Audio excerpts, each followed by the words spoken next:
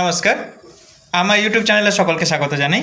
আজকে তোমাদের দেখাবো যে আমাদের পিসিমণির যে দুধাল গাইগুলো এতদিন আগলে আগলে ছিল সেগুলো কিভাবে দেশ ছাড়া হচ্ছে। দেখো সেই ভিডিও। এসআইআর আতঙ্কে ফের বাংলাদেশিদের ভারত ছাড়ার হিড়িক পড়ে গিয়েছে উত্তর চব্বিশ পরগনার শরৎনগর। সেখানে শয়ে শয়ে বাংলাদেশিরা তারা ভিড় জমিয়েছেন।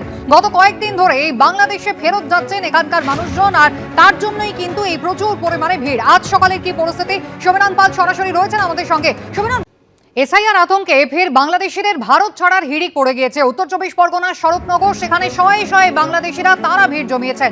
গত কয়েকদিন ধরে এই বাংলাদেশে ফেরত যাচ্ছেন এখানকার মানুষজন, আর তার জন্যই কিন্তু এই প্রচুর পরিমাণে ভিড়। আজ সকালের কি পরিস্থিতি, সমীরণ পাল সরাসরি রয়েছেন আমাদের সঙ্গে। সমীরণ, বেশ কয়েক বছর ধরে যারা ভারতবর্ষে রয়েছেন, যারা বেশ কিছু নথিপত্র বানিয়ে নিয়েছেন, কিছু সামাজিক প্রকল্পের সুবিধা পর্যন্ত যারা নেন, সরকারি সাহায্য পর্যন্ত যারা নেন, তারা চলে যাচ্ছেন কেন বাংলাদেশে?